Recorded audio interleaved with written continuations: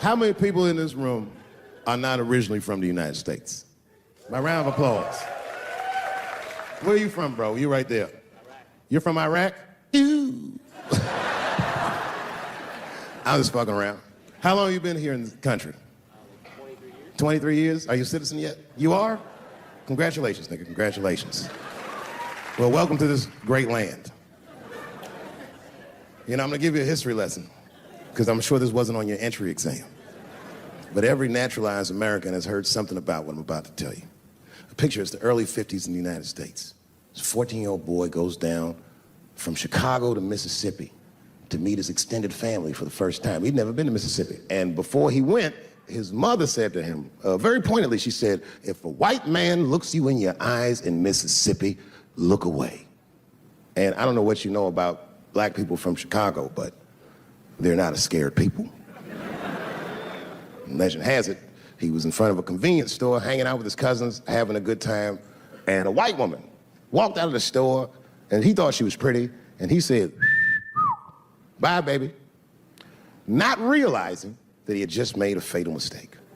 4 days later, a group of adult white men burst into this family's home and snatched a 14-year-old boy out of bed in front of his family that was powerless to stop them, and he was never seen alive again. His name was Emmett Till. They found his body maybe a few days later. It was in a creek, tied to a wheel so it would sink, horribly beaten and bloated. Hideous. And lucky for everybody in America, his mother was a fucking gangster. She was. If you can imagine, in the very midst of a mother's worst nightmare, this woman had the foresight to think about everybody. She said, leave my son's casket open. She said, the world needs to see what they did to my baby. And every publication here in the United States, from Jet magazine all the way to the New York Times, had this boy's horribly bloated body on its cover. And if our civil rights movement was a car, this boy's dead body was premium gas. This was a very definitive moment in American history where every thinking and feeling person was like, ugh, we gotta do better than this. And they fought beautifully, and here we all are.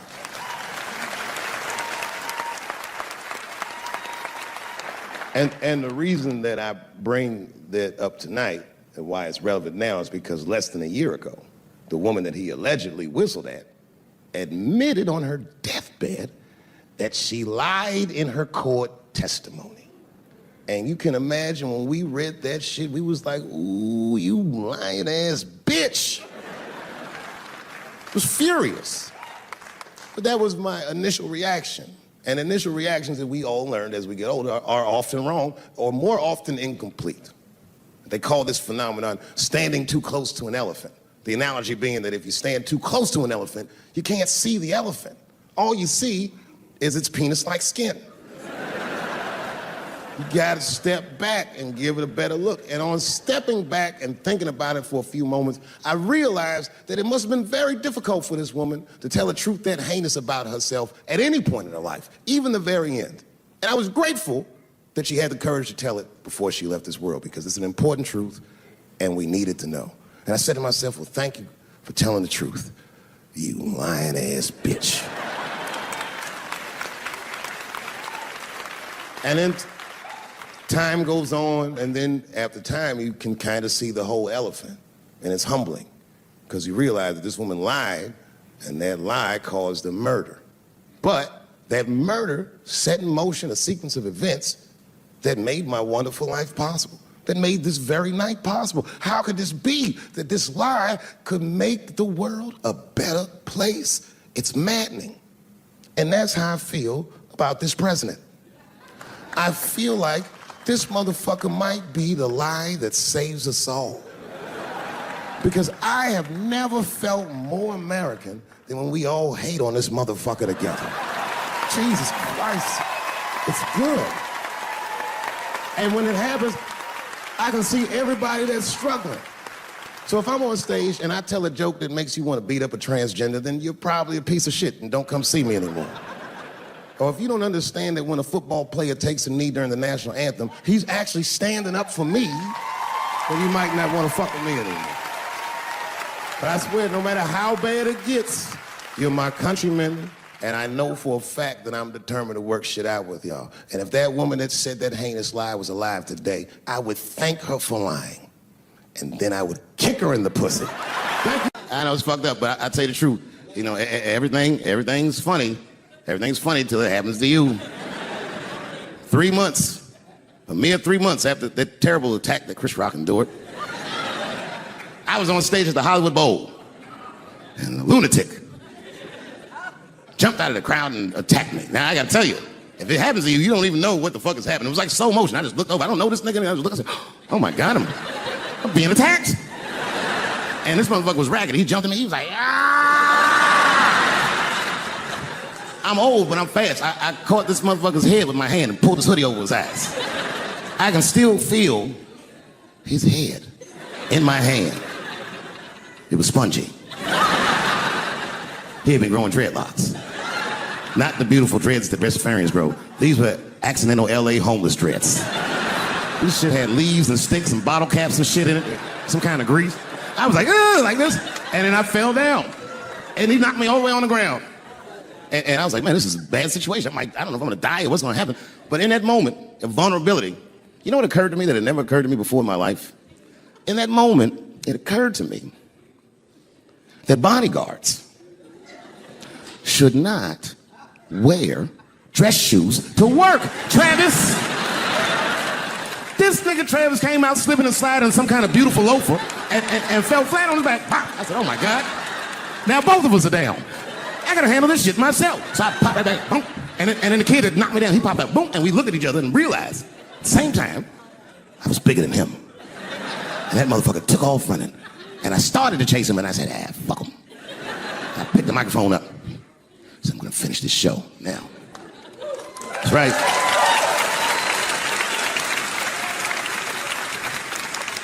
For 3 months before that, I'd been making fun of Chris Rock. And people would ask me all the time. They'd say, Dave, what would you do if you were Chris Rock and Will Smith slapped you in the face? And to this day, the answer is the same. Well, I don't know what I would have done. I've never been in a situation that extreme. But I do know now what Will Smith would not have done. And that is enjoy the rest of his evening. Man, listen. We gave that kid a good while. We was whooping his ass. Not we, I mean, I was on stage trying to think of a joke to tell, but they was beating this nigga up right behind me. Everybody could see it. Everybody could see it. And I'm sitting up there trying to think of what to say. And I'm tongue-tied. Me, of all people, can't think of anything to say. Look at my karma. Just that moment. Of all the people in the world, Chris Rock walks from backstage, walks up to me in front of 20,000 people, grabs the mic out of my hands and looks at the crowd and goes, was that Will Smith? Man, motherfuckers fell out of their chairs laughing. I was standing there looking stupid. I was fucking furious, because I'm thinking in my mind, nigga, this is my attack. You got attacked 3 months ago. Now you have jokes. So I snatched the mic back from Chris and tried to get one off, but my shit did not go good at all. I didn't know what to say. I was just like, it was a trans man. And the crowd was like, boo. It's LA, we like trans people, boo. I know, I felt so bad. I felt so bad. But I know why he did it. You'd have to be there to understand, but man, when that guy tackled me, it was like a movie or something. You gotta picture this. Picture a famous person you like. Every famous person you could imagine was at that show. It was like the biggest night that Hollywood had ever seen. And when that guy tackled me, he cleared the bleachers. I had to watch the tape afterwards to know this happened, but as soon as he tackled me, Jamie Foxx was the first motherfucker that jumped out of the crowd. He was wearing a white cowboy hat, like he knew this shit was gonna happen to him. Never seen this nigga in a cowboy hat before. And Jamie started chasing that motherfucker around like any given Sunday. And that kid was fast as shit, was juking and shaking, and he broke Jamie's ankles, and he just kept running. And then Jon Stewart from The Daily Show ran from backstage and jumped at this motherfucker like Super Jew. He was like, ah! And the kid seen John coming, so he jumped back, and John went flying that way. And this kid was fast, and then he turned around. He sees the emergency exit. He starts running for the emergency exit. Just before he got to the door, motherfucking Puff Daddy from Bad Boy Records jumped in front of the door. That nigga was like, Boy, Puffy got that motherfucker. And then every celebrity just ran out because every celebrity saw themselves in me and they just started beating the fuck out of that kid. And I know Chris was backstage looking like, nobody helped me. Everybody hates Chris.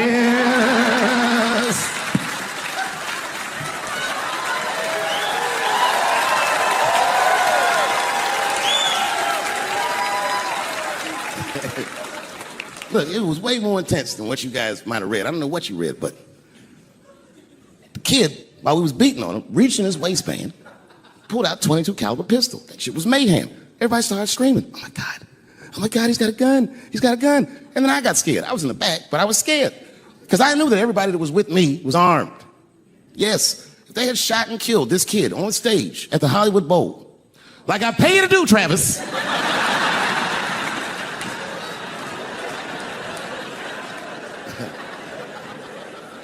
but Travis G'd up. Travis wrestled the gun out of the kid's hand, and then he took it like this and tried to chamber the round, and he couldn't.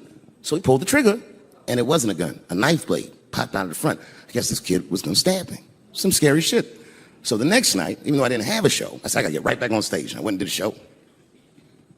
And someone in the audience screamed out, Dave, what happened with the attack? And I didn't know there was journalists in the room. All I said was that this nigga had a knife that identified as a gun. I got 6 more weeks of bad press for that joke. I didn't even do nothing to this thing. That's not right. That was not right. And then the New York Post went to the jail and interviewed my attacker like he was some kind of hero. And I read that interview. Turns out the entire attack was my fault. Yes, I triggered him. I didn't mean to. I had done jokes about the homeless. It turns out this young man was homeless. And I mean, there's no way I could have known this. But I will say, for a homeless guy, this nigga had incredible seats.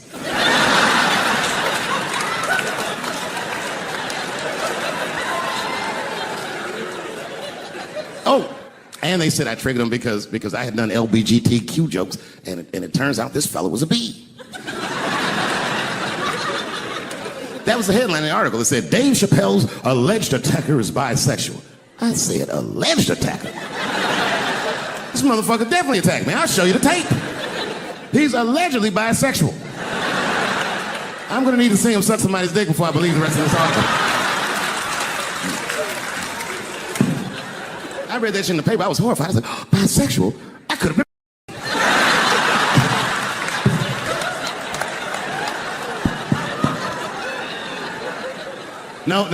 No, you know what though? It's not funny because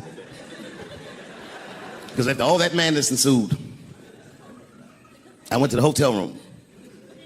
I was by myself and I opened the door and my wife was in there alone. She was sobbing, like sobbing. I said, oh my God, what's wrong with you, bitch? Did you get attacked too?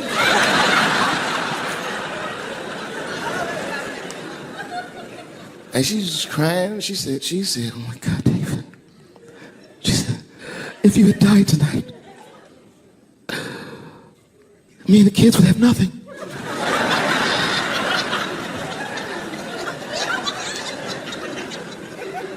Then I knew it was serious. So I sat down on the bed next to her. And I reached in my pocket, I pulled some keys out that she'd never seen before. She said, oh, what are those keys? And I gently placed them in her hands. I said, sweetheart, those are the keys to my safe deposit box. God forbid anything ever happen to me. But if it does, don't even worry about it. You and the kids have everything you need in that box. I've already taken care of it. And she was looking at them keys. And I could see her mind realize what we were actually talking about. And then she just started crying harder. And to be honest with you, that made me cry a little bit too. And we hugged each other real tight.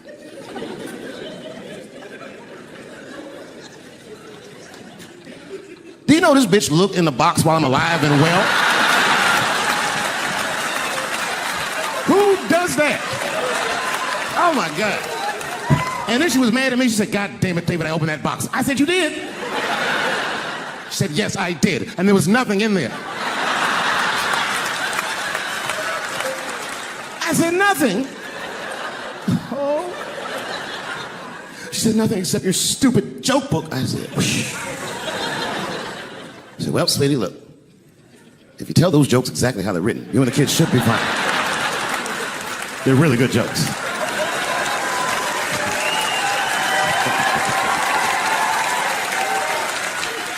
She's like, good jokes? What is this shit? Come join me in my watery grave. No, you gotta roll your throat. Come join me in my watery grave. You know what I said? That's all I said. First of all, I'll tell you right now what I said. And I will tell you that this was not a joke. It's a true story. And I just happened to tell it. All right, what happened was I went to a gallery party, all right? I don't know who in here has ever been rich before, but these are very nice parties. You know, wine and cheese and ball of conversation. And there was a few eccentric types, one of which was a very wealthy man that happened to be wearing a dress. I don't know what you call him, man. This is a tranny or drag queen, perhaps. Whatever it was definitely a man.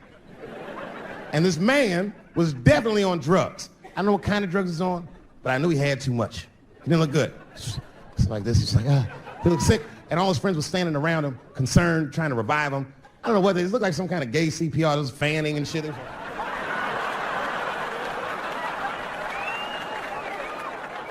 I saw all this from a distance. Now, I should have minded my own business, but I got curious. I was like, oh.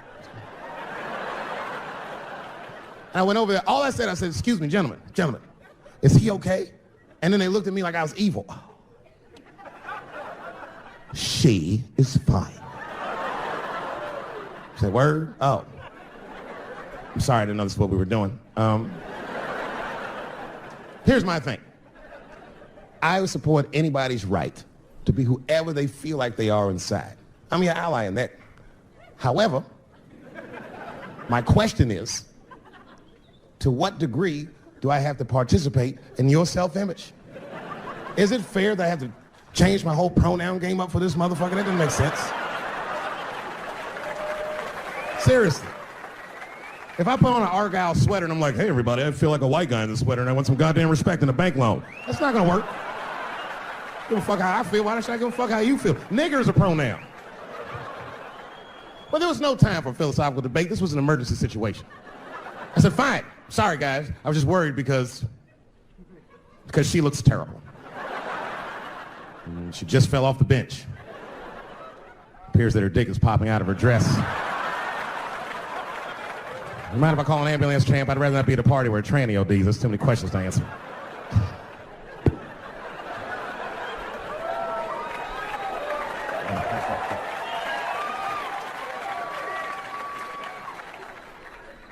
Okay, I've been through this before. I had a friend from high school. Now, in high school, this guy was a thug, right? He was a fucking dope boy. He did it all. He's a wild dude. People used to be very scared of him. And then after high school, word on the street was he'd come out the closet.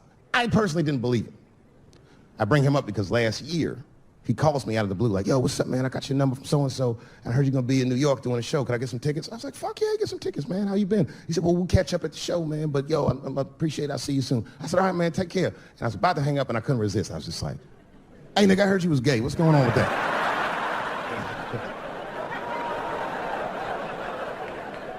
And I wish I didn't ask, because he sounded like he was dying to talk about that shit. And he had a long story about it. And it's not that I didn't care, but I was, you know, I don't like talking on the phone. I was watching TV at the same time. So I just wasn't really paying attention like I should. But I was trying to sound supportive, but I didn't really know what to say. So I just like mumbling shit throughout this conversation. I was just like, oh, you know, nigga, you gay, man. You just gay. Like,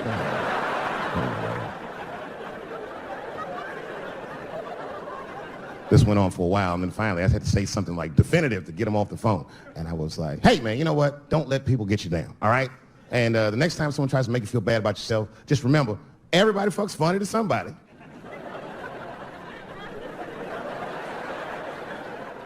He didn't like that shit. He's like, what the fuck does that mean? I said, huh? He said, you saying I fuck funny, motherfucker? I said, no, that's not what I'm saying. I'm saying everybody's different. He said, you ain't say different, nigga. You say it funny. What's so fucking funny about the way I fuck? And I said, hey, man, I fuck feet. He said, what? Oh, this is not a joke, ladies and gentlemen. I get women to squeeze their feet together like this, and I fuck them right in that little space in their feet. But you can't build a community behind that shit. There's no flag for us. That shit made him laugh. And the next day, after the show, I saw him backstage. He was like, yo, what's up, man? I'm like, oh, shit, what's going on? And he had his buddy with him. He goes, Dave, I want you to meet Manuel. Manuel's my fiance. We're in New York getting married because it's legal here. I said, well, congratulations, fellas. And Manuel was like, gracias. And he went to go get some drinks. And then my buddy looked at me, he was like, so Dave, what do you think? And I started mumbling again. You gay, nigga, you know, just gay. He said, yeah, I'm a little nervous about getting married, man. It's a big step. I said, yeah, it is. It's a big step. He said, well, you've been married for a while. You got any advice for us? No, I'm married to a woman. Sorry about that. And he corrected me. He said, no, you married the person that you love. So it's essentially the same. I said, you know, man, the problem with that statement is that it makes the assumption that I love her. But you guys lighten the fuck up. Of course I love my wife. She laughs at this shit. As a matter of fact, she eats and spends this shit. You know what I told him? I told him, I said, you know what you should do, man? First of all, you shouldn't do it. I'm talking about being legally married. It's not that you're gay as much as just legal marriage is a fucking diabolical leverage game in the United States. I'm just being honest. Devoid of religious significance or the idea of love, marriage is nothing but an awful contract that you shouldn't sign. I'm just being real. Because you start out loving each other, and then like 2 years later, you're just building a case against one another for a hypothetical court date that may or may not ever happen. You throw being gay on top of that, that shit is explosive. Like I said, Ray Rice shit. Okay, right after Ray Rice went through all that shit, I was at a party and I met this kid, Michael Samms. You know Michael Samms? Very nice guy. He's the first openly gay NFL player. And Mike's a very nice guy, very brave guy. But when I met him, I couldn't help but thinking, now what's gonna happen when Michael Samms beats his wife up in the elevator? Is that domestic violence or is that just two niggas working shit out in the elevator? You know what I mean?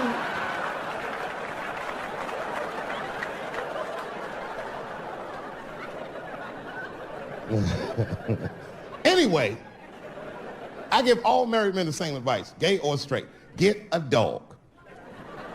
This dog will love you all the time, but she's not going to. It's real talk. I didn't even know about dogs, and my kids got the dog. They brought him home from the shelter. I didn't even want him. They're like, can we keep him? I said, nope. I said, where'd you even get this dog? They're like, we got him from the shelter. I was like, ugh. Probably something wrong with him. Can't keep him. And then my kids started crying and screaming like the dog had gambling debts. Please, Dad, if you don't let us keep him, they're gonna kill him. I said, oh. All right, you can keep him. And this dog was a menace. I hated his guts. Then one night I'd smoked a bunch of weed and I was eating a sandwich and Baba came over. Baba's the dog. He came over and was staring at me. This will make you very uncomfortable if you're just looking at you usually.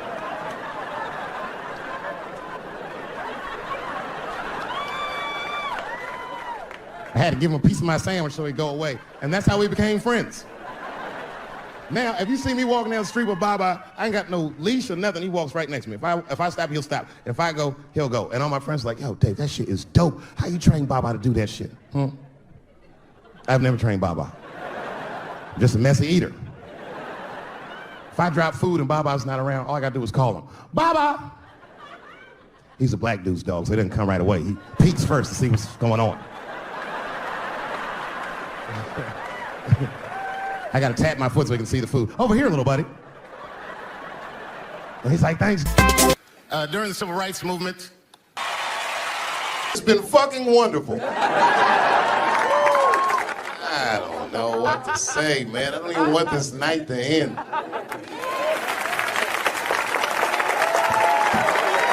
I promise you, whoever cares the most, I care at least as much as them. I know what I got, because I lost it all. I gotta tell you something, and I don't talk about it often. Have you ever worked all your life for something and have it not work out? That happened to me. It was tough. Think about it. I was gone for 12 years. It's not a little bit of time. It was hell. I watched other niggas that I knew become very famous. I watched the world go on without me. I mourned the loss of it, and after a while, I didn't care.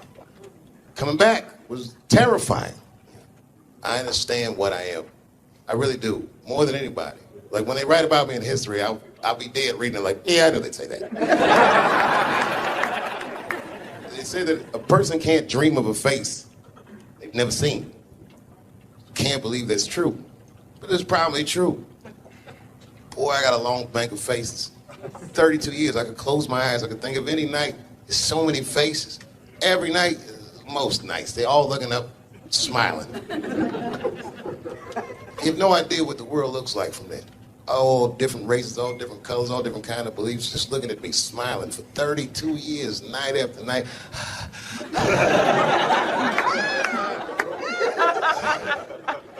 No comedian take that for granted. I swear to God, this might be the noblest of professions. Robin Williams had a bar that I loved. He said, comedy is the only job you can have where you can use everything you know. And that's true. You can use more than you know. You can use what you think. Use it. Don't be afraid. Don't let these bitch-ass niggas button your lip. Say it anyway. I first became aware of Dave Chappelle right around before the first Nutty Professor, because I was supposed to play that role that he played. And then I kind of saw him, and I was like, hey, that guy, right, that kid would be funny playing that role. I try to be peaceful, but next it's time for Reggie to karate-size your ass. Woo! Dave is so much smarter than everyone. Like, Dave is one of the most, maybe the most intellectual comedian ever. It took us 400 years to figure out as a people that white people's weakness the whole time was kneeling during their national anthem. That's a brittle spirit. That's right, nigga. On the rock, it's regular. What are you doing, nigga? Stand up! He stretched the art form and his impact on the culture. He is the voice of his generation, without question. Nobody's even close to him. But I gotta make, because none of this would have been possible on any level without this person is my mother. Mom. My mother. Mom. You have no idea what I put this woman through. If you had just given birth to me, that would have been more than enough. But the fact that she raised me and raised me well, we had a real oral tradition in our house. I knew the word griot when I was a little boy. A griot was a person in Africa who was charged with keeping the stories of the village. Everyone would tell a griot the stories, and they would remember them all so that they could tell future generations. And when they got old, they'd tell them to someone else. And they say in Africa, when a griot dies, it's like a library was burnt down. And my mother used to tell me, before I ever thought about doing comedy, she said, you should be a griot. And she'd fill me with every story of black life. You know, she's educated in African-American studies, and she would let me understand the context that I was being raised in. That I'm being raised in a hostile environment that I have to tame. By the time I was 14 years old, I was in nightclubs, mastering an adult world. It was terrifying. The crack epidemic was going on, and my mother would hear gunshots outside and be scared to death. Maybe it's my son. But early in my career, if you remember, Mom, you used to sit in the club with me. She'd do a full day of work. You'd be back there falling asleep, just waiting for me to go on. She would watch my show every night. Do you know how long that car ride is home? How many of you have ever heard your mother say, pussy jokes were a little too much tonight, son?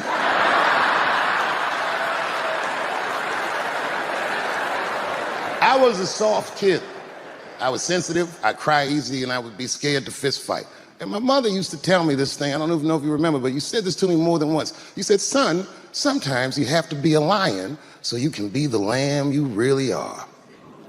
I talk this shit like a lion. I'm not afraid of any of you. When it comes word to word, I will gab with the best of them, just so I can chill and be me. And that's why I love my art form, because I understand every practitioner of it. Whether I agree with them or not, I know where they're coming from. They want to be heard. They got something to say. There's something they notice. They just want to be understood. Love this genre. It saved my life. Okay, again, of all those letters, the T has the toughest road ahead. In fact, I think the T should stand for tough road ahead. They've got the longest mental gap to bridge. That's all I'm saying. Because, you know, whenever I see one of them T's on the street, I don't mind them, but I'll be like, man, I miss Bruce. I'm sorry, guys. I'm 42. I remember Bruce Jenner. Before the Kardashians, before all that, this motherfucker was a white American superhero.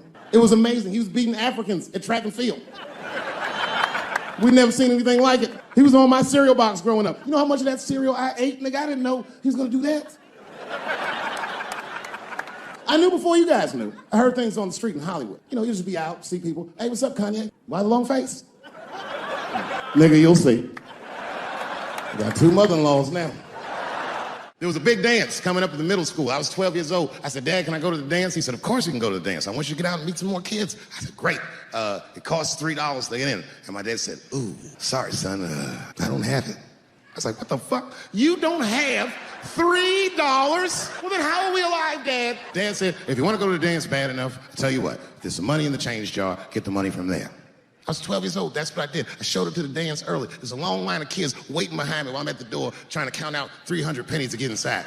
I will never forget this shit as long as I fucking live. Oh man, you know, if you've been poor, you know what that feels like. You ashamed all the time. Feels like it's your fault. And all them kids was laughing, ha, ha, ha, look how poor Dave Chappelle is. Like when I think back at it, that's really the only time in my life that I ever thought to myself, I should kill everybody at school.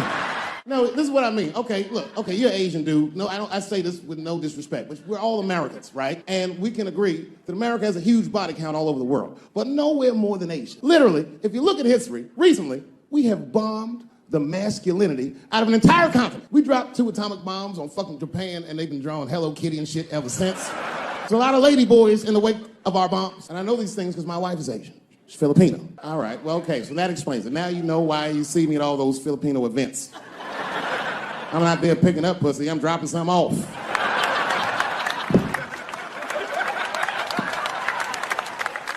I take my wife to all that shit. I took my wife to see Pacquiao fight Mayweather. We sat ringside, okay? That was a quiet car ride home. That's what that was. You ladies are right. To be honest with you, your lives look terrifying to me. They do, man. I know nothing about being a woman, but I know fear. Yo, I used to live in New York when I was 17. And I couldn't even pay my bills. You know what I did to make money? I used to do shows for drug dealers that wanted to clean their money up. One time I did a real good set, and these motherfuckers called me in the back room. They gave me $25,000 in cash. I was probably 18, 19 years old. I'm scared. I thanked them profusely. I put that money in my backpack. I jumped on the subway and started heading towards Brooklyn at 1 o'clock in the morning. Never been that terrified in my life. Because I never in my life had something that somebody else would want. I thought to myself, Jesus Christ, if motherfuckers knew how much money I had in this backpack, they'd kill me for it. Then I thought, holy shit. What if I had a pussy on me all the time? That's what women are dealing with. I'm gonna tell you right now. It's real talk. If them same drug dealers gave me pussy and said, put this in your backpack and take it to Brooklyn, I'd be like, nigga, I can't accept this.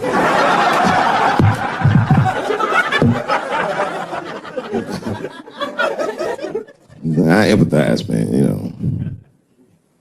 Everybody gets mad because I say these jokes. But you understand that this is the best time to say them. More now than ever. And I know there's some comedians in the back. Motherfucker, you have a responsibility to speak recklessly. Otherwise... New York Times said that Louis C.K. jizzed on his own stomach. You know, I've busted a lot of nuts in my day. None of them were newsworthy. Shit was really gross, because they didn't just say it like I said it. They didn't just say jizz on the stomach. They said it in that fucking Pulitzer Prize-winning style that the New York Times has. It was very descriptive, like, you know what I mean?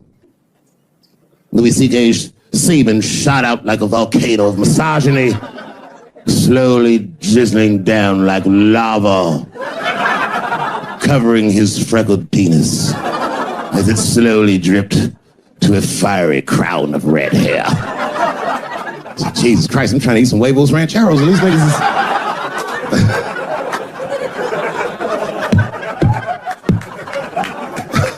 And you know, the tough part, being a comedian, knowing the motherfuckers, everybody comes up to me like, did you know? Did you know what Lou was doing? No, bitch, I did not know. The fuck you think we talk about at the comedy club? Hey, nigga, how was the weekend? Great, man. I was just jerking off in faces and coming on my own stomach, having a good time. You know how this business is. No, I didn't know. They act like we sit around like Grease. Tell me more, tell me more. Then she put up a fight. Dun, dun, dun, dun, dun, dun, dun, dun, dun, dun. Sorry, I don't know the choreography, but you get the point. You get the point. She was intense. But Louis was like the turning point. I mean, you know, all these allegations are terrible. Louis was the only... I shouldn't say this, but fuck it. His allegation was the only one that made me, like, laugh. Well, if you think about it, it's all his friends is reading it, and he's jerking off, and he's surprising people. He's surprising me. I just picture all the comics in comedy just reading it like, what? It's terrible. I know it's terrible. I'm sorry, ladies. You're right. You are right. But at the same time, I mean, you know what I mean? I don't know. Jesus Christ, they took everything from Louis. I was like, I don't know, it might be disproportionate. I can't tell. I can't tell. This is like where it's hard to be a man. One lady said, Louis C.K. masturbating in front of me ruined my comedy dreams. Word? Well, then I dare say, madam, you may have never had a dream. Come on, man, that's a brittle spirit. That is a brittle-ass spirit, nigga. That shit is too much. This grown-ass woman. You know what this shit is like? It's like COINTELPRO. You know what that is? It's a program that the FBI had on the J. Edgar Hoover. In this program, one of the many things they did was they would track the sexual habits of anyone they considered an enemy of the state. It was a lip button. That's why they got all these fucking sex tapes with Martin Luther King fucking bitches. But lucky for us, he actually had a dream. You think if Louis C.K. jerked off in front of Dr. King, he'd be like, I can't continue this movement? I'm sorry, but the freedom of black people must be stopped. I didn't know this nigga was gonna pull his dick out and jerk off like this. I just thought we were gonna get a couple of drinks and chill. Show business is just harder than that. Them women sounded like, I hate to say it, they sound weak. I know it sounds fucked up, I'm not supposed to say that, but one of these ladies was like, Louis C.K. was masturbating while I was on the phone with him. Bitch, you don't know how to hang up a phone? How the fuck are you going to survive in show business if this is an actual obstacle to your dreams? I know Louis is wrong, ma'am. I'm just saying I'm held to a higher standard of accountability than these women are. Don't forget who I am. Don't forget what I am. I am a black dude.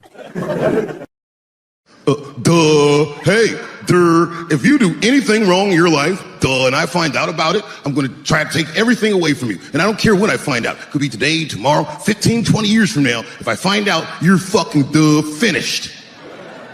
Who's that? That's you. That's what the audience sounds like to me. That's why I don't be coming out doing comedy all the time, because y'all niggas is the worst motherfuckers I've ever tried to entertain in my fucking life. Are you surprised, though, by the criticism that's come your way? No, and I don't mind that people get upset. Some of this criticism, like, is helpful. Like, I get educated by it. I don't necessarily agree with all of it, but I learn about a lot of things, you know, just from my... I swear to God, this might be the noblest of professions. Robin Williams had a bar that I loved. He said, comedy is the only job you can have where you can use everything you know. And that's true. You can use more than you know. You can use what you think. Use it. Don't be afraid. Don't let these bitch-ass niggas button your lip. Say it anyway.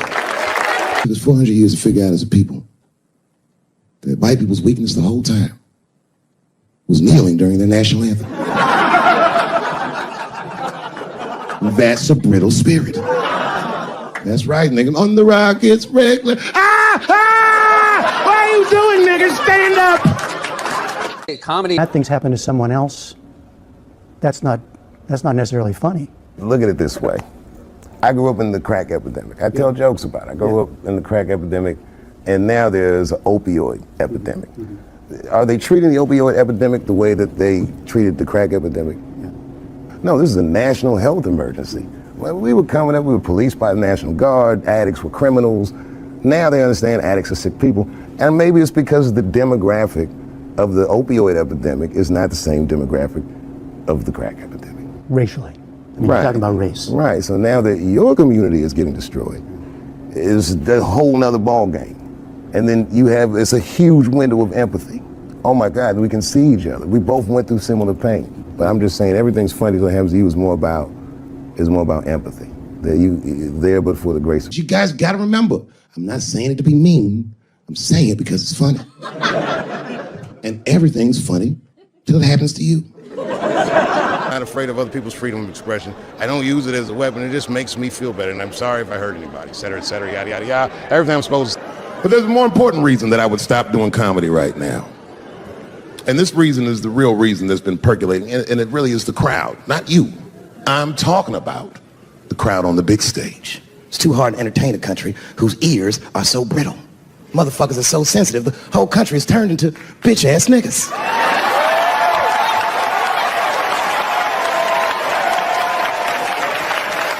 Everything you say upsets somebody. You know, I can remember when it all started. It was when I was doing Chappelle Show. When I was doing Chappelle Show, I used to do the show, and then on the weekends I do like concerts and shit like that. So I'm doing a concert, and there was a couple in the front row, beautiful couple. The wife was obviously Asian. You could see it in her face.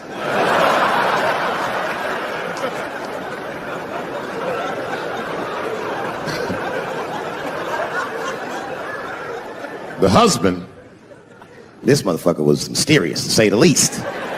Couldn't quite pinpoint where he was from. Caramel-colored fella, very nice hair, but he could have been from anywhere. Bangladesh, Mexico. I can't guess with a nigga like this. All I knew for sure about this guy is that his wife was a bitch. I could see that in her face, too. No, he was laughing and having a good time, and she was scowling at me at a goddamn comedy show. I couldn't figure it out. And then I realized at some point that she was pregnant. And I was smoking on stage. I said, oh my God, that's probably why she's mad. So I started to put my cigarette out, but then she hit me with one of them fake non-smoker calls. So I just kept smoking. I thought to myself, bitch, that baby will be fine, relax. and I tried to break the tension. I just asked her, that's all I said. I go, hey, where are you guys from anyway? And I could tell that she was on to me. She goes, very condescendingly, she says, I'm from California. If you're asking my ethnicity, I am Chinese. And her husband was just cool about the shit. He was like, I'm Mexican, bro. I said, well, I'm sorry if I offended you by asking. But you're a very beautiful couple. And miss, there's no question that you're going to give birth to the hardest working baby this world has ever seen. That's not a bad joke. She got very upset. She got up to leave immediately. But she didn't just leave. She had to take one last dig at me on the way out. I will never buy one of your fucking DVDs again, Dave Chappelle. I said, ma'am, with all due respect, Chinese people don't buy DVDs.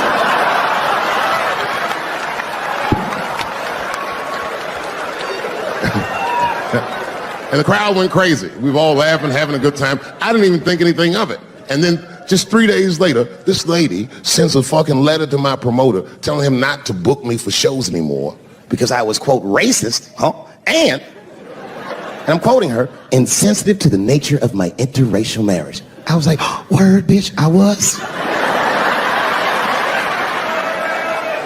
If she had just done a little bit of research, she would know that I myself am in an interracial marriage.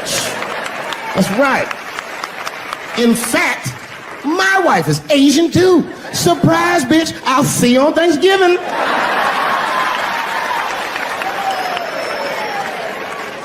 But my wife's not Chinese. She's Filipino. That's right. And our kids are Puerto Rican somehow, so there you go. But I don't give a fuck about interracial marriage. In fact, you know what? My mother is half white. A lot of people don't know that. Well, all right, you were a little too excited, but okay. A lot of people don't believe me when I say that, but it's true. You can't tell looking at me, but if I grew my hair out, you would think you was at a fucking Cat Williams concert. My shit is beautiful. But motherfuckers are just taking it too far. I don't know why or how everybody got this goddamn sensitive. You know who hates me the most? The transgender community. Man, I gotta tell you, when I was sitting here watching what all the other honorees have done with their lives, I started feeling like shit, like this is terrible.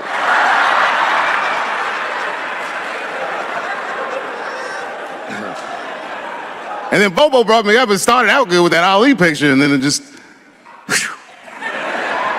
But that coloring book that was in the picture, I know the Ali's are here, that coloring book, my mother has it. And Champ, he signed it. You know, the greatest, he signed it, Muhammad Ali. And his sparring partner was there that day. And the sparring partner signed it, said the next heavyweight champion in the world, Larry Holmes. And he was. And 2-year-old Dave Chappelle colored all in that shit and just ruined the book.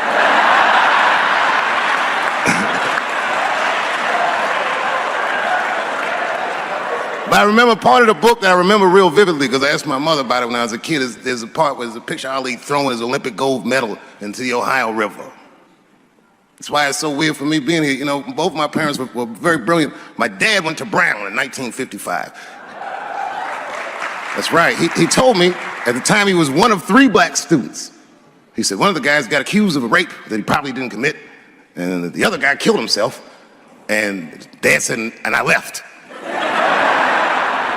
And see, that's what makes us Chappelle's great. We know when to quit.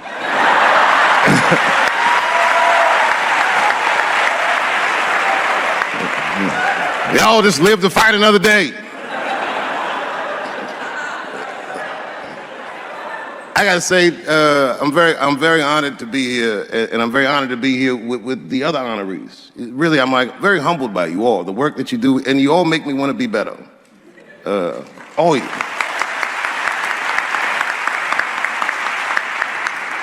And you know, I was gonna stop doing stand-up for a while because 4 comedy specials in a year is like, that's a lot, you know. But you know, shout out to my colleagues in comedy. I just want to say that in a way, this for me belongs to my mother primarily, who was an African-American studies professor. And a lot of the content that I say, she raised me well. I'm not an uninformed person. But also, you know, my colleagues in comedy, like comedians have been getting beat up pretty bad recently, and we're somehow nowadays expected to speak with the precision of attorneys or politicians. We are not. I always think of James Baldwin. You know, James Baldwin was one of my favorite writers because he managed to tell white people what they feel like to be around.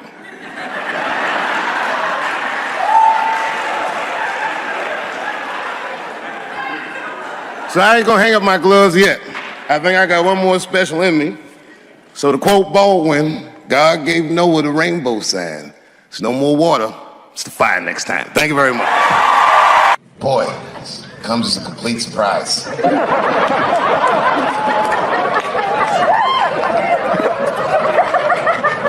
I mean, I read all the reviews, and they said so many terrible things. They were embarrassed for me. I had lost my way. It wasn't even worth watching. I hope all you critics learn from this. This is a teachable moment. Shut the fuck up forever.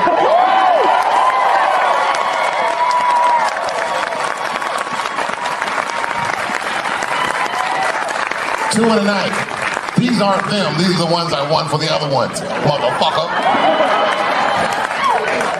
I would like to thank my editor who was nominated. Unfortunately, he did not win, but I couldn't have been more honored to work with Jeff Urin.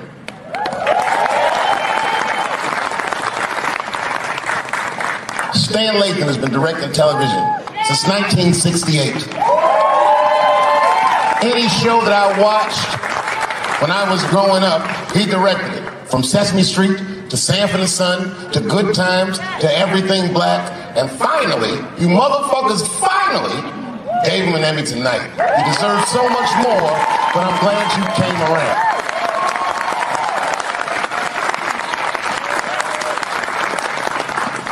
I'd like to shout out all the other nominees tonight. Tiffany Haddish and Patton Oswalt, Hannah Gatsby, and Brother Mulaney. You guys are an inspiration to me, and I'm honored to be nominated with you. I'm sorry that you didn't win tonight, but who gives a fuck anyway? It's a special night because comedy gets to be itself. It's all we've ever wanted. I hope the war is over. We good? And as always, I'd love to thank my wife, Elaine.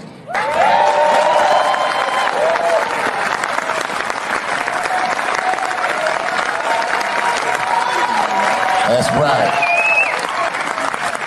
Elaine has been with me for the last 25 years and had to endure the pains of living with the greatest comedian ever. See you on Monday. Thank you very much.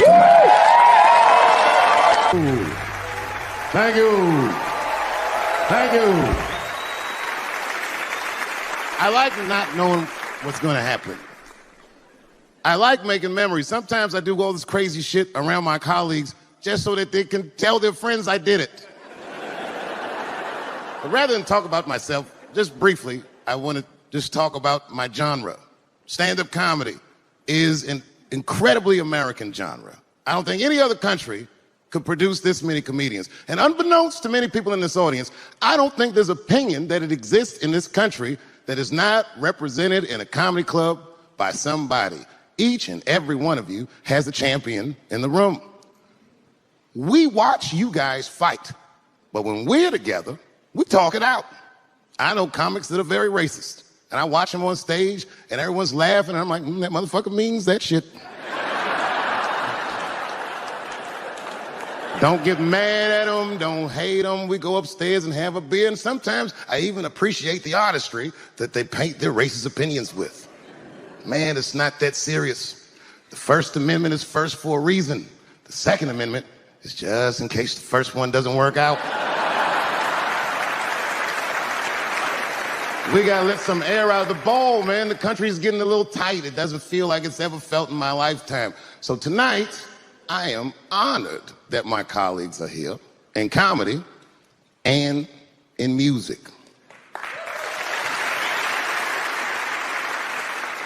And I want everyone in America right now to look at me. Look at me smoking indoors.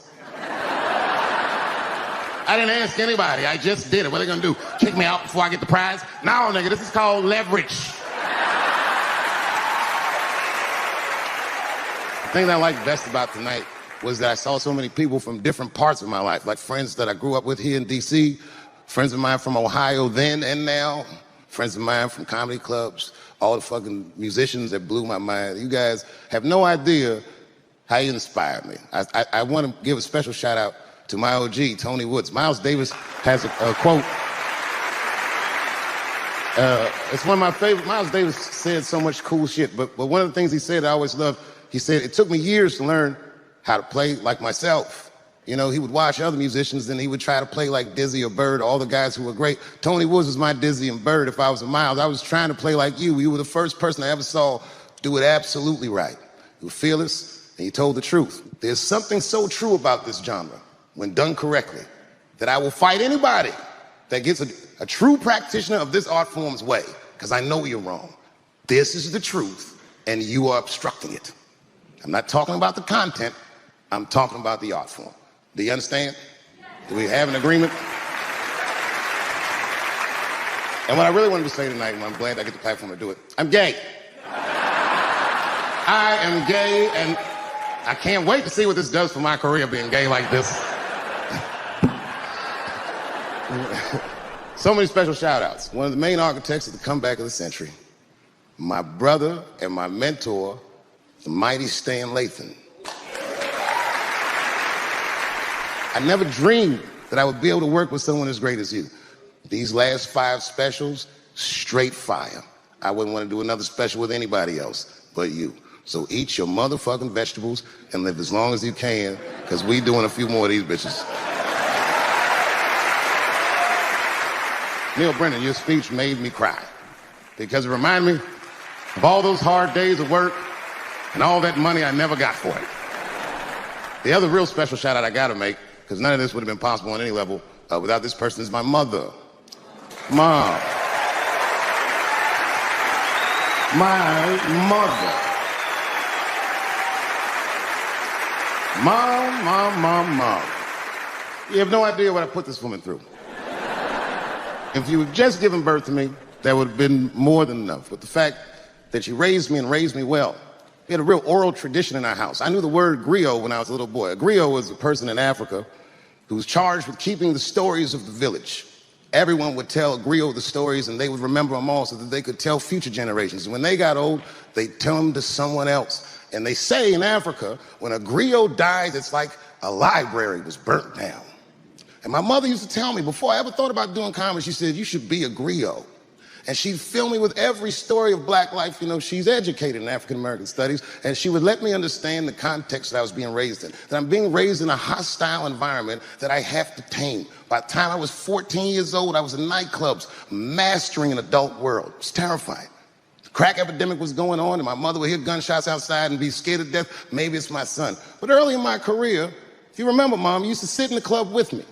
She'd do a full day of work. You'd be back there falling asleep, just waiting for me to go on. She would watch my show every night. Do you know how long that car ride is home?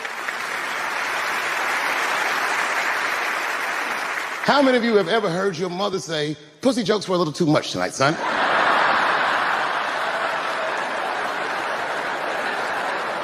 I was a soft kid. I was sensitive, I'd cry easy, and I would be scared to fist fight. And my mother used to tell me this thing, I don't even know if you remember, but you said this to me more than once. You said, son, sometimes you have to be a lion so you can be the lamb you really are. I talk this shit like a lion. I'm not afraid of any of you. When it comes word to word, I will gab with the best of them, just so I can chill and be me. And that's why I love my art form, because I understand every practitioner of it. Whether I agree with them or not, I know where they're coming from. They want to be heard. They got something to say. There's something they notice. They just want to be understood. Love this genre. It saved my life. So tonight, Mom, I would like to honor you in a very special way that I cannot do on my own. But because now I'm a man with great and influential friends, I'd like to ask my man Thundercat to come out on the stage. Thundercat, the Mighty Most Def. Washington, D.C., thank you very much for giving me a home and a place to start. Today is officially David Chappelle Day in Washington, D.C. The mayor declared it last night. So, in the future, on Dave Chappelle Day, I ask everyone who wishes to celebrate it to make one incredible memory for themselves and or somebody else. Thank you very much. Good night. Oh, thank you. You know, I speak for a living, and I'm a little nervous today. I wanted to say thank you, Mr. President, and thank you, Bishop Green, and thank everyone at Allen University for hosting me today, because it feels special, right? When I think of this great-grandfather that I've heard about in my life, but never actually touched his legacy. So it's like the product of his loins coming to meet the product of his work. And it's an important day for me personally. And I know a lot of you guys are students, and I just want to tell you I'm the first person in my family to not go to college. And as the president has told you, I've done outstanding in spite of that.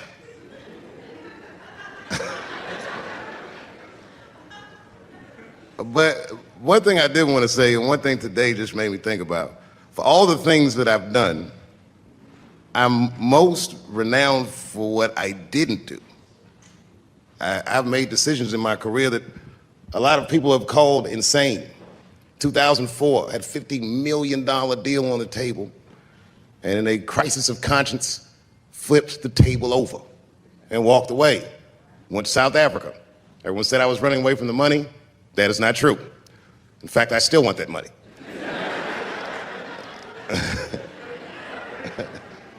The idea that I wanted to just share with you guys is the idea that sometimes you do what you think is best, whether anybody understands it or not. I heard a story about my father where someone told me he used to do statistics for a company in D.C. The company he did statistics for started doing business with the South African government, so he quit his job. It's caused a lot of problems between him and his wife. It's hard for a man when he can't provide for his family the way he wants to, and he suffered through it. And a generation later, when I had my crisis of conscience, I was able to go to a free South Africa and get away from the heat. This idea that what you do in your lifetime informs the generations that comes after you is something I keep thinking about, something that is so much bigger than just ourselves. And today I'm standing in front of you guys, and I know you guys are like, oh, I know you're bored. But I see family of mine in the front row some who I've never met, and I just realize how all of us are connected. That my great-grandfather built something more substantial than buildings. He built a community, and he built, more importantly than a community, he built a way. You know, so I'm very grateful. Very grateful. Hello, police. I just saw him saying, you know what I mean? He's standing over like, so this is what black people talk about.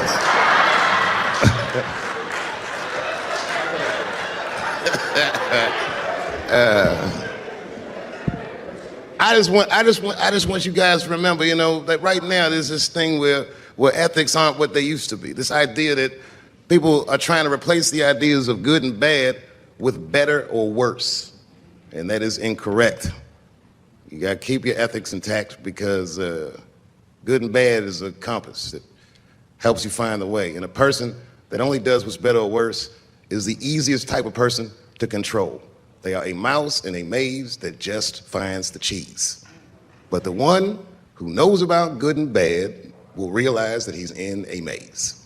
So, that being said, I just hope that all of you guys transcend whatever you see as your obstacles, and that you live outstanding lives, and that you stay connected to your communities because you have so much power there, and that you grow your communities and you diversify your communities, and that you don't let anybody tell you you can't or to be afraid. It's okay to be afraid because you can't be brave or courageous without fear. The idea of being courageous is that even though you're scared, you just do the right thing anyway. So in 2004, I walked away from $50 million, and in November, I made a deal for $60 million. So,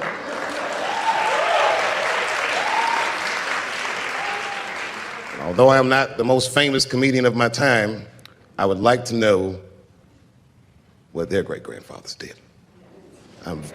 I'm very proud today. Thank you very much.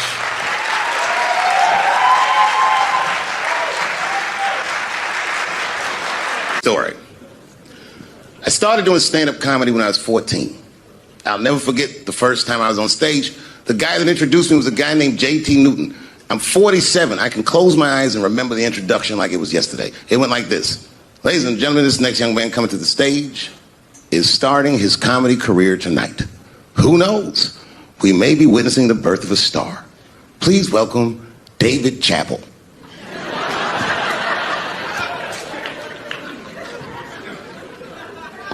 From the first time that I ever held a microphone, I was sure this was it.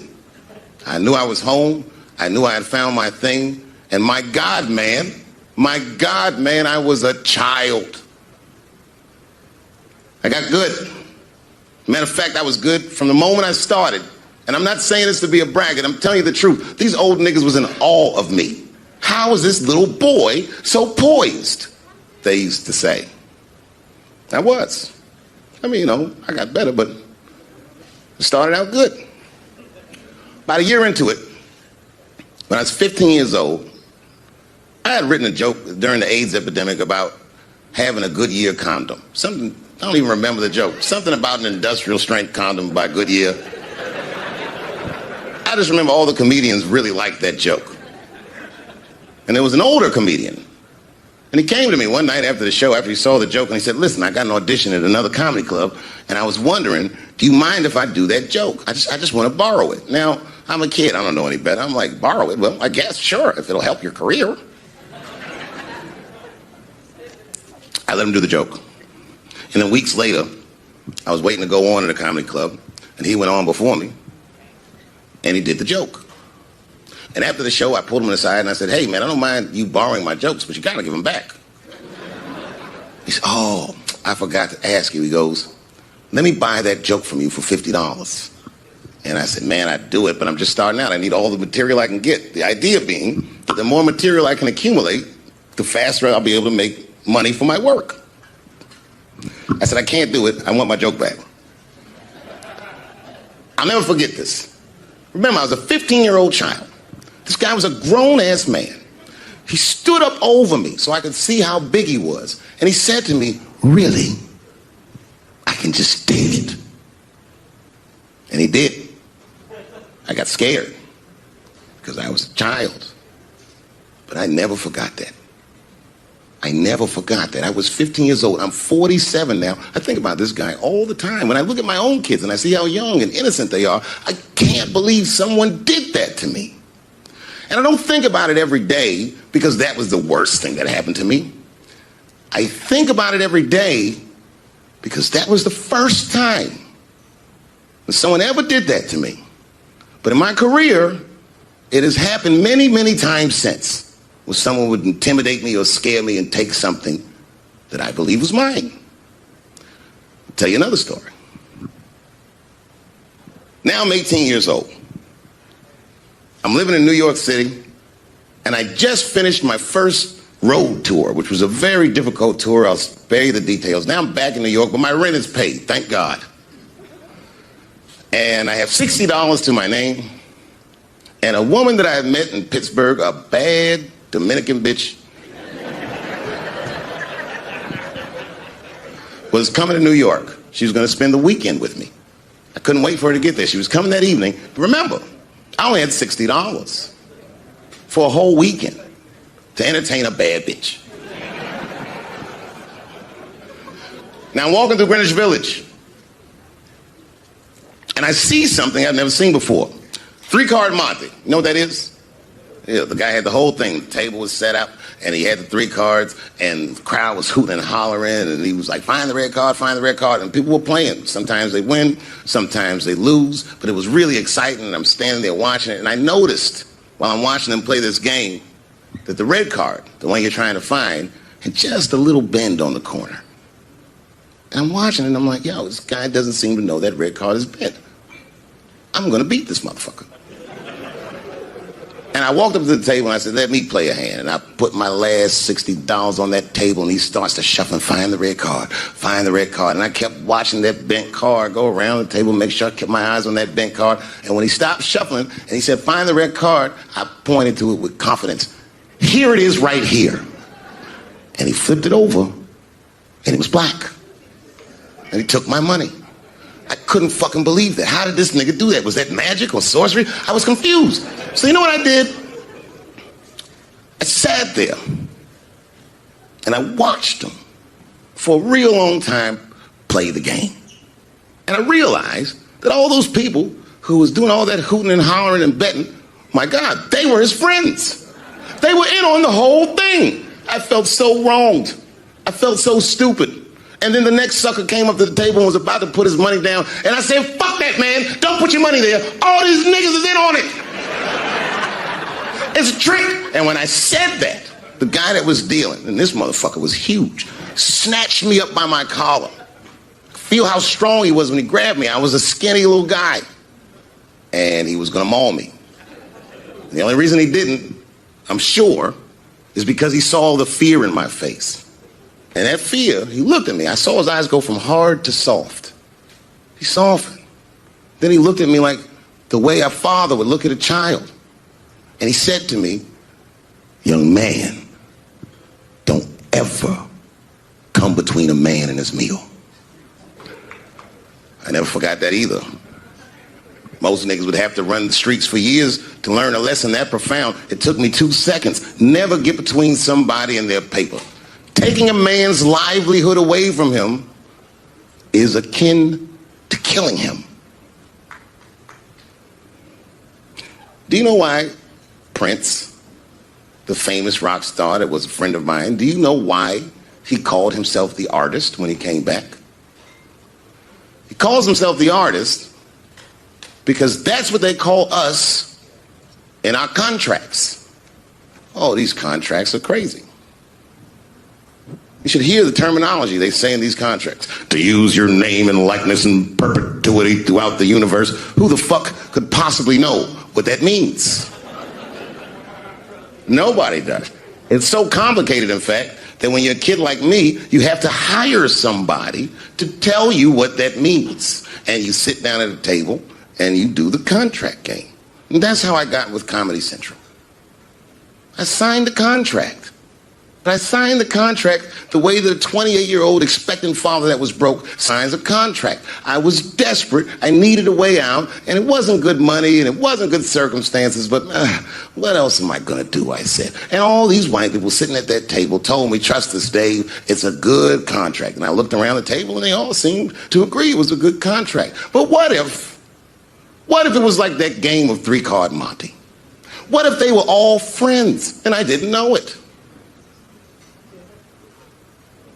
And the bag of money was Iceberg's money in the first place. What was I talking about? What was I trying to tell you? Last week, 2 weeks ago, whenever it was, I call Lauren Michaels and I tell him, okay, I'll do it. I'll do Saturday Night Live on election night. And the day I made that phone call, the day I committed to it, it gets announced that Netflix is streaming Chappelle Show. Not just Netflix. HBO Max is streaming it too. Let me tell you another story about HBO. No, hear me out. Did you know, before Chappelle Show was at Comedy Central, I pitched that show to HBO. I told them what I wanted to do. Now, these are executives. All they have to do is say, yeah, we'll take it, or no, thank you, we won't. But they didn't say either of those things. They went too far. They said, literally, what do we need you for?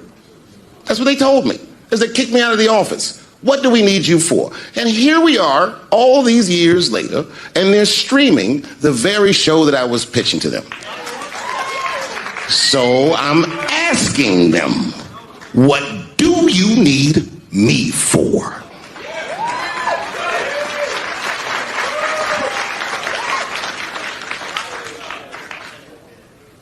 People think I made a lot of money for Chappelle Show. When I left that show, I never got paid. They didn't have to pay me because I signed the contract. But is that right? I found out that these people were streaming my work, and they never had to ask me, or they never had to tell me. Perfectly legal because I signed the contract. But is that right? I didn't think so either. That's why I like working for Netflix. I like working for Netflix because when all those bad things happened to me, that company didn't even exist. And when I found out they were streaming Chappelle Show, I was furious. How could they not know? So you know what I did? I called them and I told them that this makes me feel bad. And do you want to know what they did? They agreed that they would take it off their platform just so I could feel better. That's why I fuck with Netflix. Because they paid me my money, they do what they say they're gonna do, and they went above and beyond what you could expect from a businessman. They did something just because they thought that I might think that they were wrong. And I do. I think if you are fucking streaming that show, you're fencing stolen goods. They stole that from me. They just took it. And I'm not up here trying to tell you guys that I believe that Comedy Central gave me a raw deal just because I'm black. I believe that they gave me a raw deal because this fucking industry is a monster. It's the same monster that these Me Too bitches was trying to tell you about. But they hate the monster for how it fucks. And I hate that monster for how it eats. But my God, man, it's the same monster. When I quit the show, all my friends would say, well, fuck them, Dave. Why don't you just do Chappelle Show at another network? Yeah. And why doesn't a slave run from one plantation to another plantation because the master over there might be nicer? My God, man, I was trapped. You know what? Tell you the truth. I've even thought about coming back and doing another Chappelle Show. Well, but if I do, I can't call it Chappelle Show because my name and likeness is being used by them in perpetuity throughout the universe. It's in the contract.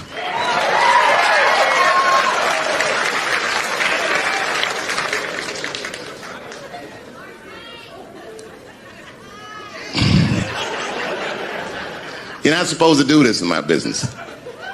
I'm up here doing something that nobody else in this business has the balls to do. I'm telling you something that you need to know. I'm trying to explain to you what you're seeing. You don't understand what you're seeing. I am publicly flogging a network. And I know that this network niggas, they watching me and they saying, why are you doing this so publicly? Doesn't feel good to be flogged publicly. Oh, believe me, I know.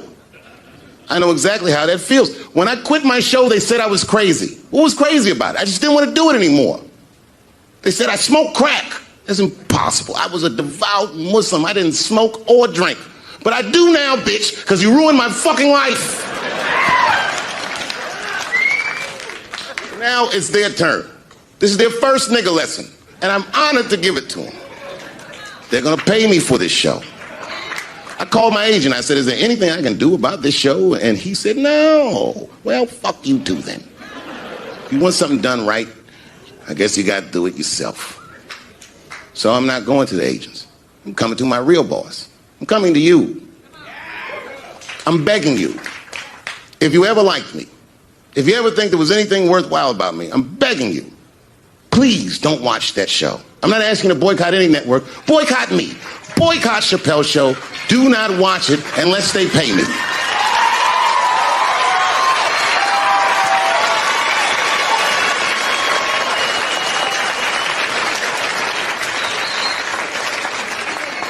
If you're a shareholder at Viacom, then I'm talking to you. Because all that shit that they do to us, well, they do everything for their shareholders. That's what they told me. So if you're a shareholder in that company, tell them it's wrong. And if you don't believe that it's wrong, then fuck you too. You should know what's in the hot dogs you eat. Now, there's probably a bunch of people at Comedy Central and Viacom and all these places that have no idea what I'm talking about. They've all either quit or been fired or got Me Too or something. Them niggas is gone.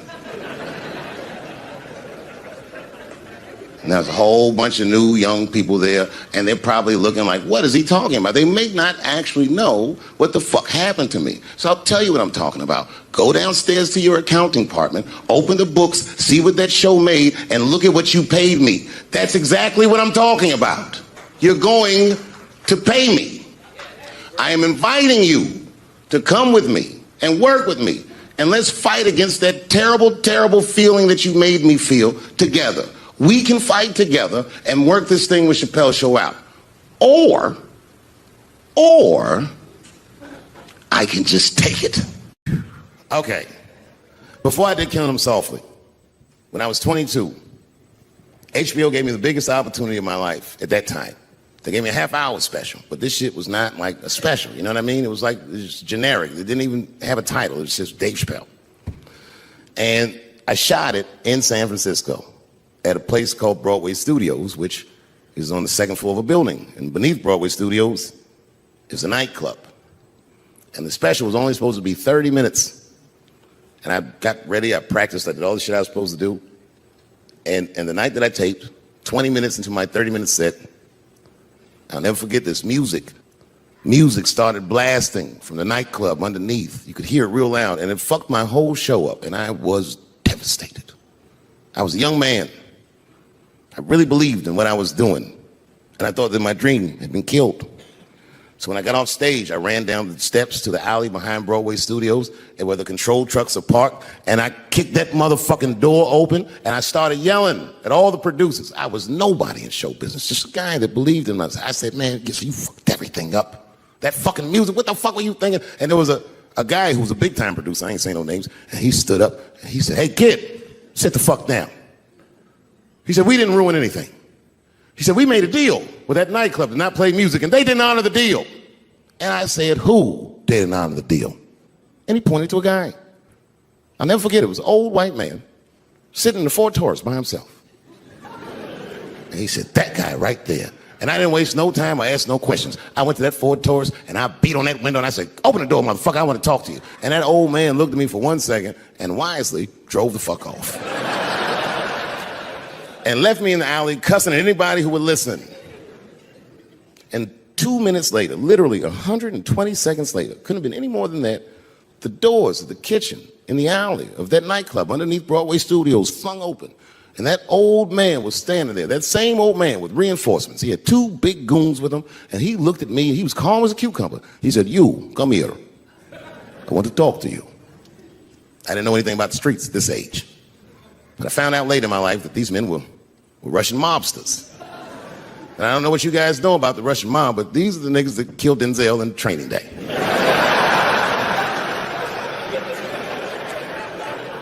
And all the producers knew what I was up against. They said, Dave, do not go in there. And I said, fuck y'all. And I walked right into that kitchen, and they closed the doors behind me, and it got dark as fuck in there. And I knew, I'm not dumb, I knew I was in a bad situation.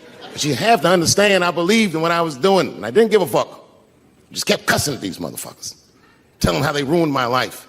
And that old man couldn't believe that I was talking all this shit. And as soon as I took a breath, he stopped me gently. He said, hey, kid, listen, your friends lied to you. He said, we made a deal but your friends never paid me. And when he said that, I realized I was locked in the kitchen. I realized he was telling the truth, which would make me wrong. And the very moment that I realized I was wrong, for the first time, I was afraid. You see, it's a funny thing if you believe you're absolutely right. You can get drunk off the feeling of how right you are. That's why gay people are so mean.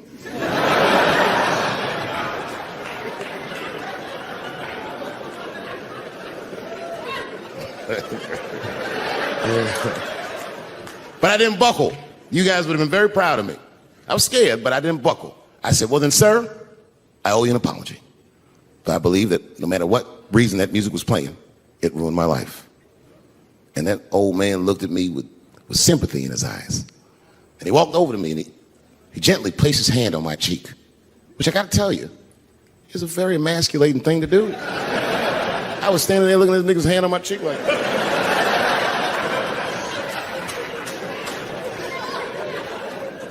and he said, you are a real man.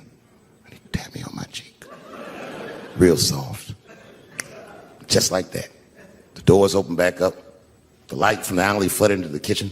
And I just walked out alive. I lived to fight another day. And in that moment, I learned one of the most valuable lessons of my life, and I have to share it with you. And that lesson is this. In your life, in any given moment, the strongest dream in that moment wins that moment. I am a very powerful dreamer. Yeah, I'm not lying.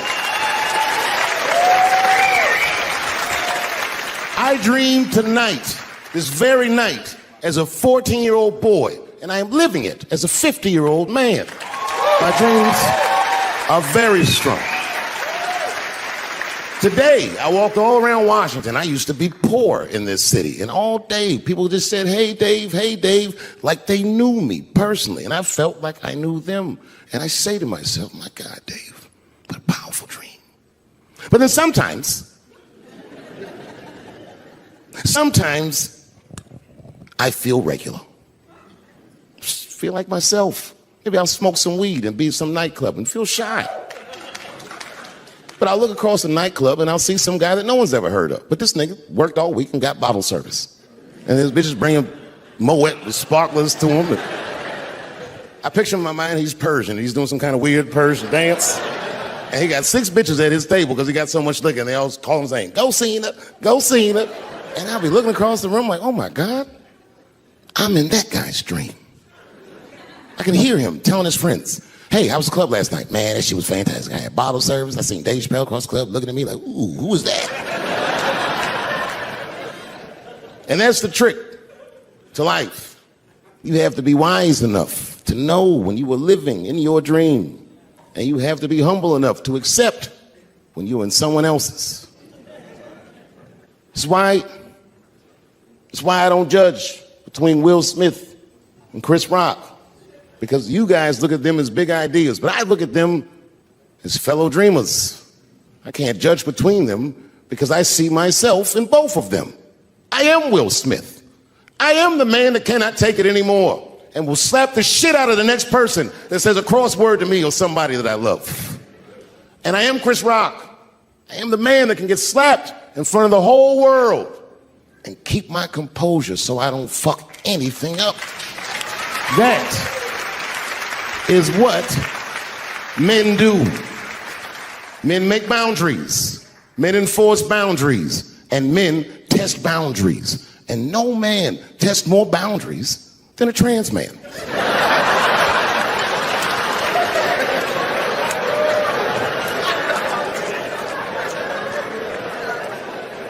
When I see a fellow dreamer, I give them my utmost respect. Even if I don't understand what their dream is. I know a dreamer when I see one. And I've met many powerful dreamers in my life. None more powerful than a man who calls himself Little Nas X.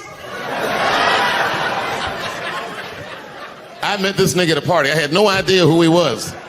But the minute he walked in that party, I knew I was in his dream. Everybody in the party was another dreamer. Everyone was famous, but when that nigga walked in, he was dressed like C-3PO. He was shining. And everyone was like, oh my God, there he is. That's so nice. I didn't know who he was. And for some reason, out of all them dreamers, he walked right up to me. And he said, I tried to get you in my video. I didn't know what the fuck he was talking about. I said, what? I said, what? What video? And he just looked at me like, you know what video, and walked away. And I watched him walk away. I said, man, this nigga's having a very powerful dream. You know what it reminded me of? It reminded me of when we was in grade school. Remember in grade school, the teacher would ask everybody what they want to be? Timmy, what do you want to be when you grow up? And Timmy acted like he had an idea. He'd stand up, he'd say, I want to be a fireman. And the teacher would say, Timmy, that is a beautiful dream. But Timmy didn't mean it. Timmy said he wanted to be a fireman because deep down, Timmy's attracted to fire. And by the time he's 14 years old, this nigga's a full-blown pyromaniac playing with kerosene and matches like a goddamn expert. And then one night he goes downtown with his buddies, fucking around with fire, and burns a warehouse down. And he doesn't know it, but there's 13 migrant workers from El Salvador, and they're in that motherfucker. They get trapped, and then they die in the fire. Isn't that a tragedy? It was an accident. He's only 14 years old, but he's black. So they try him as an adult. And Timmy ends up spending the rest of his life in jail. Dream deferred.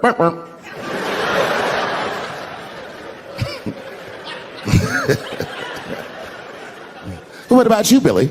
Billy, what do you want to be when you grow up? And Billy stands up and he says, I want to be president of the United States. And he says, oh my God, Billy, that is a wonderful dream. And Billy means that shit. Billy does everything right. That motherfucker gets his grades up. He joins student government. He even does extracurricular activities like show choir just to make his resume look good. He's on track to be president, but junior year he wipes. When he's 16, he gets his girlfriend pregnant and has to drop out of high school to make ends meet. But lucky for him, the local Walmart's hiring. By the time he's 20 years old, this motherfucker makes assistant manager at Walmart. He's the youngest one in the district. He says, oh my God, if I can keep this up for 4 more years, I could be a manager. And if I can keep this up for 6 more years after that, I could even be a regional manager and have as many as 3 Walmarts under my control. And he's a big picture guy. He sees where this path is going, so he kills himself.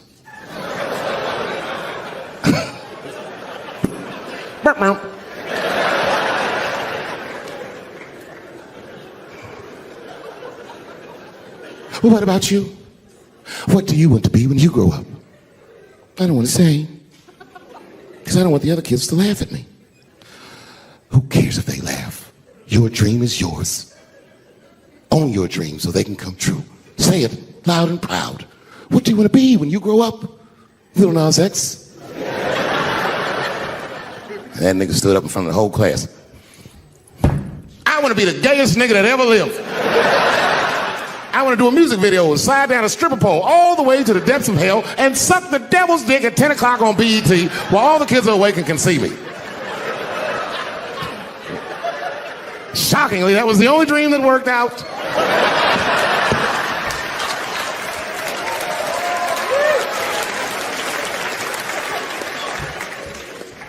That's why I'm here tonight in the city where I built the dreams that I live. Because I wanted to tell you all that they came true. And I wanted to thank you all for making the man that I am today. Yes, I am living a very powerful dream.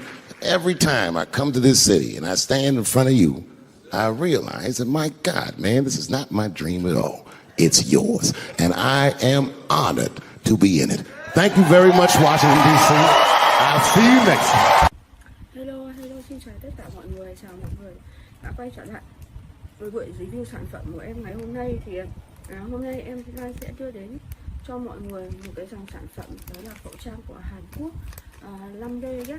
Đây là dòng khẩu trang mà rất là nhiều mọi người ưa thích lựa chọn, và cũng là dòng khẩu trang mà hiện nay được sử dụng thông thuộc nhiều nhất.